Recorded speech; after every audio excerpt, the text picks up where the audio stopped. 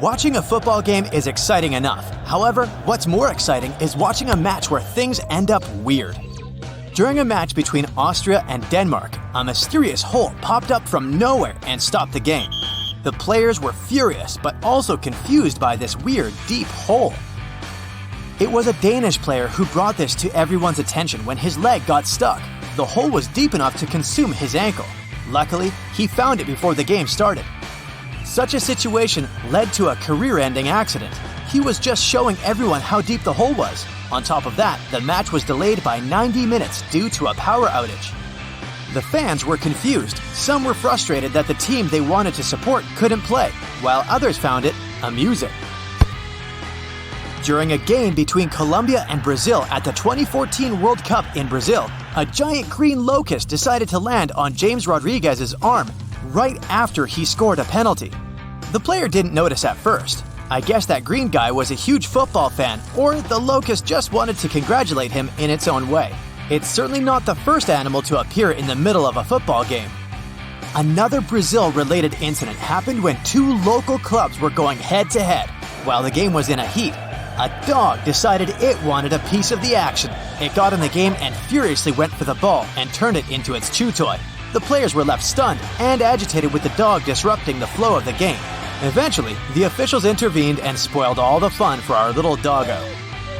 In 2006, during a Champions League match between Villarreal and Arsenal, a little gray squirrel zipped across the pitch near the striker. It was also probably just a huge fan. Ever heard a group of foxes invading a pitch? In Dens Park, a bunch of foxes decided to dig around the pitch, probably on the lookout for rabbits. Diego Maradona is one of the best football players in history. The Argentinian was quick, energetic, and wowed audiences all over the world with his passion. However, in a quarter-final match between Argentina and England during the 1986 World Cup, things went too far when he extended his fist in the air and punched the ball only for it to go behind the opposition's net. Much to the fans' fury, the goal stood. The refs didn't have a clear vision of the goal, even though they should have kept their eyes on the ball. The Argentinians were up 1 goal and the match eventually ended 2-1 in favor of the Argentinians. They eventually lifted the cup, which solidified Maradona's presence as the greatest of all time. One of the most unforgettable nights was Brazil versus Germany during the 2014 World Cup. Both are giants in the game, both with star-studded players ready to make their country proud. Both teams were crying out for different reasons. Brazil conceded a whopping 7 goals on their own turf. The Brazilian fans were furious during this historic moment. Germany ended up lifting the World Cup with Argentina as the runner-ups. The Champions League final in 2018 between Real Madrid and Liverpool was one of the most anticipated games of the year, where Liverpool was eyeing victory. Their goalie, Loris Karius, was in tip-top shape, but that night was not his night. The team and fans across the world were shocked when he made not 1, but 2 costly mistakes. The first one was when he accidentally passed the goal to Real Madrid's striker, Karim Benzema, near the goal. Karius recovered the goal and didn't see the striker nearby. He miscalculated his pass and awarded the goal to Madrid. The second mistake was when Gareth Bale let loose a curling shot where Karius could have easily caught the ball. But instead of that, he tried to deflect it and the ball slipped past his hand and into the back of the net. Madrid ended up lifting the Champions League trophy and Karius' career was just not the same anymore. But it's cool because Liverpool ended up winning the trophy years later against Tottenham. Another strange fiasco happened during the 2014 World Cup qualifier, but not everyone saw this game. It was the United States versus Costa Rica, and they were playing under some of the worst conditions. It was snowing non-stop, and the players were furious. The Costa Rican team even sent out an appeal, suggesting that the game should have never been played, but was ultimately rejected. Team US ended up winning the match 1-0. Another bizarre scene occurred when a goalkeeper decided to check his phone during the game. The player played for Atlético Paranaense of the Brazilian League. No one knew what he was doing, but it was just impressive that he was wearing his goalkeeper gloves while handling his phone. There was a lot of drama in the match between France and Kuwait on June 21st, 1982, as the latter were losing 3-1. And just like that, Kuwait conceded another goal. Nothing special except that Kuwait's leader at the time decided to march down the stands and confront the referee himself in the middle of the ongoing match.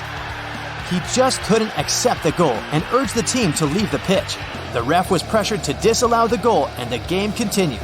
They still ended up conceding a goal late in the game.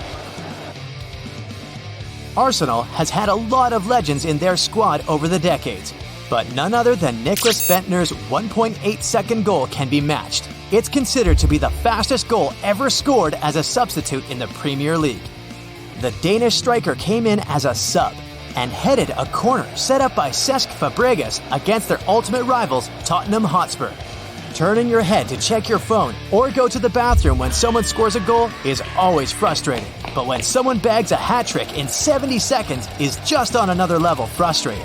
Alex Torre did that during a match between Ross and Springs and Wynn Gardens. The team won the game 7-1 with his goals coming in between the 11th and 13th minutes.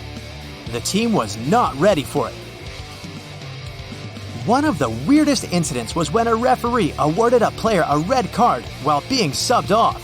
To put it into context, the player, Samuel Incoom, had received a yellow card during the match. The rules of football indicate that any player who takes off their jersey during the game will get a big fat yellow card, no matter what. He saw his name to be subbed off, and while walking to the dugout, he took off his jersey, even though he knew he had the yellow card. But he figured, hey, I'm leaving the pitch. What could go wrong? An embarrassing moment happened when the ref had to run up to him and show him the second yellow card, which turned into a red card, and he was sent off. The player waiting to be subbed in couldn't play, and the team had to play one man down. It's a footballer's dream as a child to play for the biggest clubs in the world. Some players decided to do that a little later. Multiple investigations were in action when they discovered that some people have been lying about their age. For example, Gorey Muki claimed to be 12 years younger than he was. He was 28 years old when he told his club he was only 16. A penalty shot is always nerve-wracking for both the goalkeeper and the one taking the shot. Lionel Messi, the Argentinian superstar, earned a penalty against Celta Vigo on February 14, 2016. While it wasn't exactly a romantic time, no one expected what he'd do next. Instead of casually taking a kick, he ran down to the spot and passed the ball to the striker, Luis Suarez, in a cheeky attempt to confuse the goalie and excite the crowd. It wasn't the flashiest of moves from Messi, who is considered to be one of the sport's best players in history, but it will go down in history as one of those penalties that will be talked about for a very long time. Football, or how others might know it as soccer, is the most popular sport in the world. It's the national sport in many countries around the world and is especially known in Brazil and Argentina. One thing is certain, the rules of the game aren't constant, but change or amend over the years, and some of the rules are just weird or unexpected. For instance, a player can get a yellow card or a red card for committing a foul and anything that the referee considers wrong. But did you know managers and coaching staff can also be handed the infamous cards? Yep, some managers are known for their raunchy antics on the pitch and sometimes go a little overboard.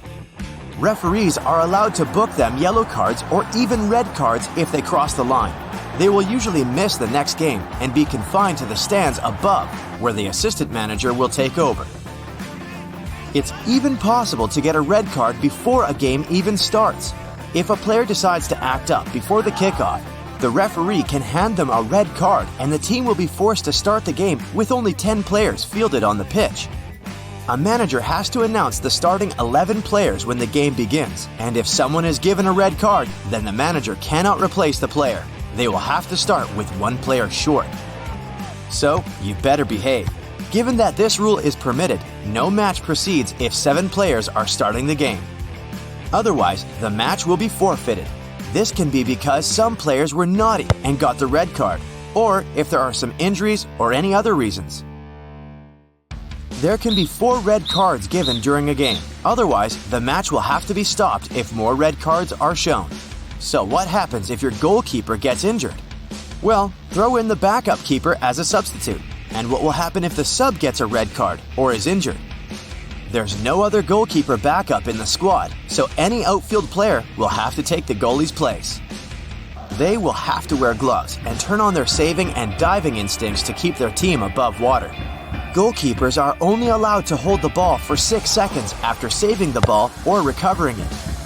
Any longer than that can result in a booking from the referee, since they might consider it to be time wasting. The goalkeeper is the only player allowed to hold the ball with their hands, but only in the penalty box. If they catch the ball outside, they can be booked or sent out depending on the play. A goalkeeper can't pick up the ball with their hands if a player from their team back passes the ball back to them on foot. If so, then it'll be considered a foul.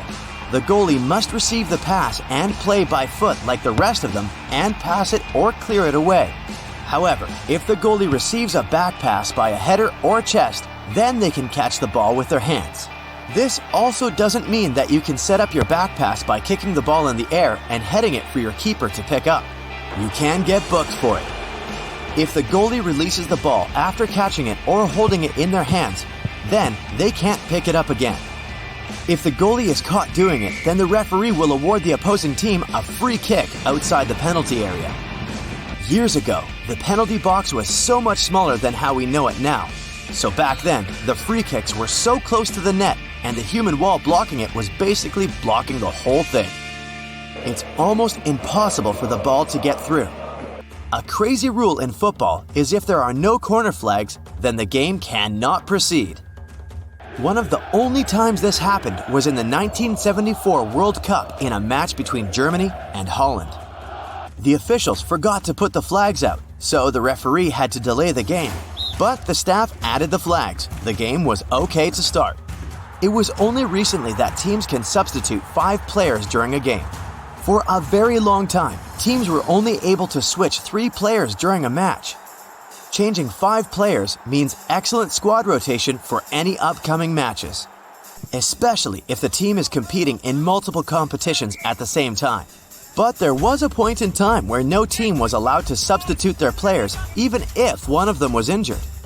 Before 1965, if your team had 11 players on the pitch, then don't expect the bench to help you out. I don't think there was a bench to begin with. Getting substituted is annoying, especially if you're on a roll. But if you refuse to be subbed, then actually nothing happens. You would think that the ref will book you or give you some kind of warning, but nope, the game will resume and the player will be left on the field. While FIFA may not penalize you, your club can fine you and you can lose some of the respect from your team members, the coaching staff, and fans. No rule suggests you must put your first or last name on the back of your jersey. You can put whatever you want, as long as it's not offensive. Footballers tend to put their nicknames they've had since they were young. There's no way you can score a goal directly from a throw-in. That's when the ball is out of bounds, so the players have to restart by throwing the ball back in play with their hands. So, if you're trying to be clever and throw the ball directly into the opposition's net without any of your players touching it, then it will just be a goal kick for their keeper. If you're up for a penalty kick and you're face-to-face with the keep, then you can pass the ball if you want to.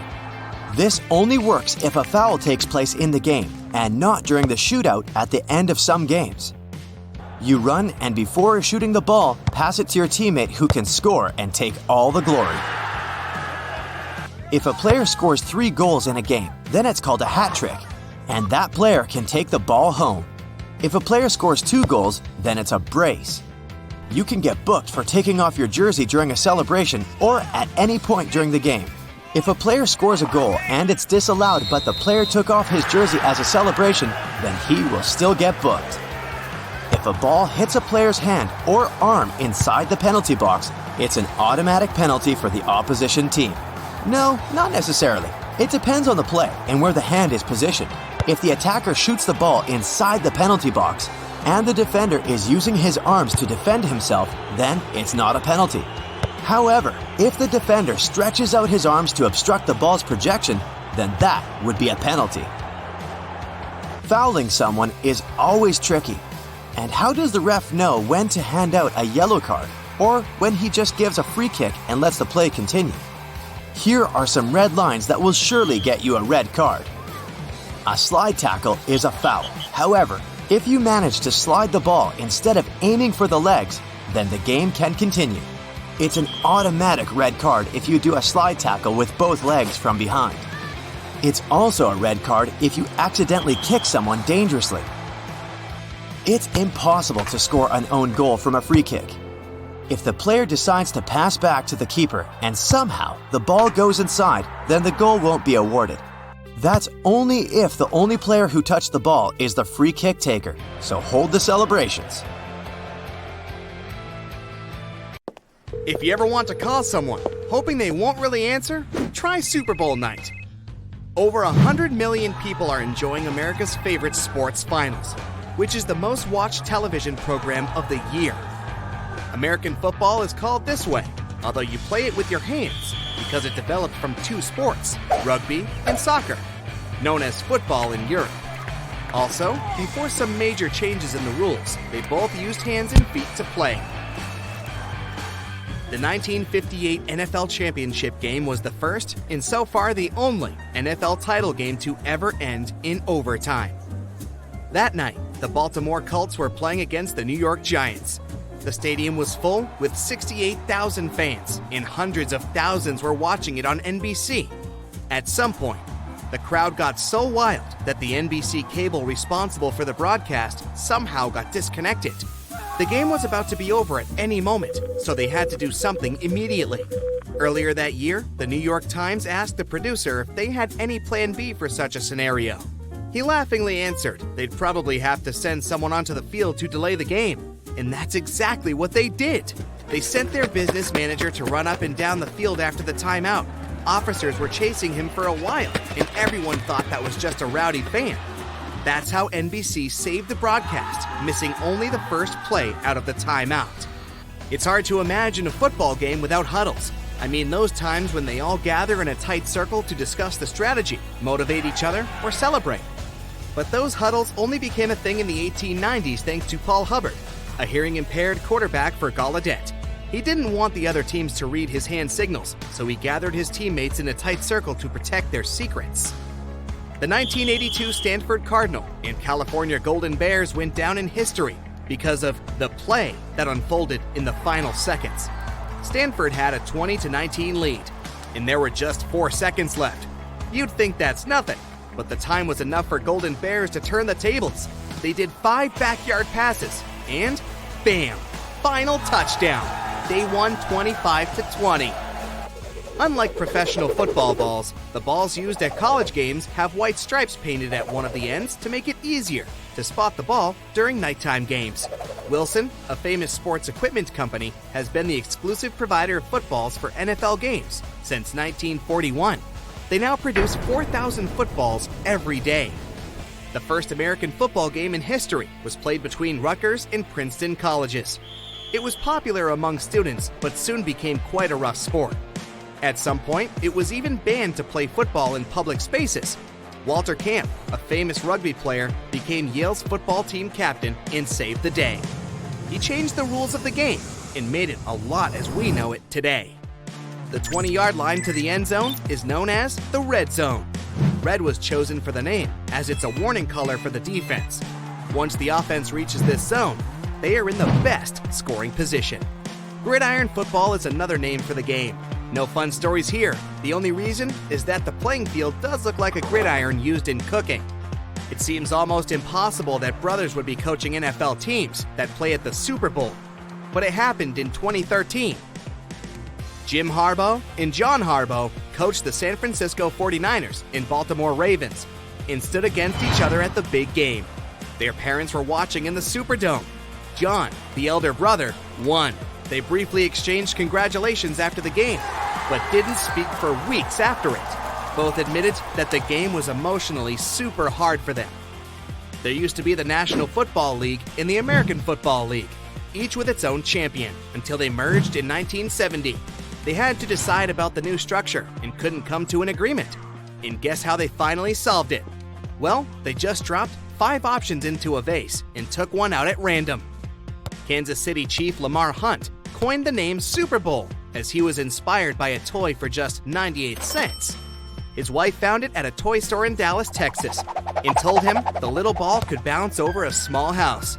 Not everyone liked this idea, and there were even contests for a different name, but nothing has beaten the toy-inspired one. The first Super Bowl took place on January 15, 1967. The tickets were just $12 compared to the $100,000 that you'd have to pay for the VIP suite today. Yet, there were still many empty seats at Los Angeles Memorial Coliseum, where it took place. They chose the location only 6 weeks before kickoff. Now it's known 3 years before the actual game. Ever since the 5th Super Bowl, they have used Roman numbers for identifying the games. It helps avoid some confusion. For example, Super Bowl 2023 would take place at the beginning of that year, but the majority of the season would have been played in 2022. The only exception was Super Bowl 50. The NFL believed naming it Super Bowl L might have lowered ticket sales. The NFL never pays any of those superstar singers that perform at halftime shows. Appearing there at the prime time brings the artists much more money in the long run, as their record sales always spike after the game. They do get money to cover the expenses they have to prepare for the show, though. It can be more than $10 million, so that's not a bad deal after all. Each Super Bowl team gets 108 balls, 54 of them serve as practice balls, and another 54 are used during the actual game. The usual halftime of the NFL game is 12 to 15 minutes, but the super halftime is 20 to 30 minutes, depending on the performance that's going on. The coin they flipped at the 44 game to decide which team would start the kickoff had spent 11 days on a NASA spaceship orbiting the Earth. To make sure the game is always fair, there must be 7 officials with different functions present on the field. You can recognize them by their black and white striped shirts. The referee is the highest rank among them and has the most responsibilities. Then comes the umpire, the back judge, the head linesman, the side judge, the line judge, and the field judge. Miami has hosted the Super Bowl the most, with 11 games. The runner-up is New Orleans with 10. It normally takes place in a warmer climate or at an indoor stadium. The only exception was the game that took place at Tulane Stadium in New Orleans, when the temperature at game time was 39 degrees Fahrenheit. The Arizona Cardinals are older than the state they represent. The team was founded in 1898, and Arizona officially became a state only 14 years later. The team also had the longest period in NFL history when they didn't win a single game postseason. 51 years. NFL gives the winning team members the Super Bowl rings. Those never repeat each other, as the winners choose how to customize it to make it special. Designing them takes up to 4 months. The ring will normally have the team name and logo, the world champion's title, and the Super Bowl logo and number. The team can award the rings to whomever they decide. Not just players, but coaches, trainers, executives, personnel, general staff, and also former players and coaches. That's why the total price of the set is around $5 million. The Green Bay Packers Super Bowl 45 ring had over 100 diamonds, 13 of them representing every title the team has won since 1929.